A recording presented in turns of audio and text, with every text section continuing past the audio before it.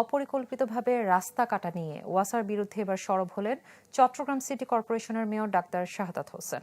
দুপুরের সংবাদ সম্মেলনে মেয়র বলেন, হালি শহরে ইচ্ছামতো টিনের ঘেরাও দিয়ে রাস্তা কাটছে সংস্থাটি, সেটি ঠিকভাবে সংস্কারও করা হচ্ছে না। এভাবে চলতে থাকলে আইনগত ব্যবস্থা নেওয়ার কথা জানান সিটি মেয়র। এছাড়া হালি শহরের নালায় শিশু হুমায়রার মৃত্যুর ঘটনায় মেয়র বলেন, মায়ের কর্মস্থলে শিশুটিকে একা ছেড়ে দেওয়া হয়। এ ধরনের আবাসিক এলাকায় কিভাবে পোশাক কারখানা গড়ে ওঠে, চট্টগ্রাম উন্নয়ন কর্তৃপক্ষের ভূমিকা নিয়েও প্রশ্ন তোলেন মেয়র। এছাড়া কর্পোরেশনের উদ্যোগে একটি ড্রেনেজ মাস্টার প্ল্যান তৈরি করা, বর্ষার পরে নগরের সড়ক সংস্কার, বর্জ্য ব্যবস্থা নিয়েও নানা উদ্যোগের কথা তুলে ধরেন মেয়র। এবং আপনারা অনেকেই হবে না, আজকে হালি শহরের বেহাল অবস্থা কেন?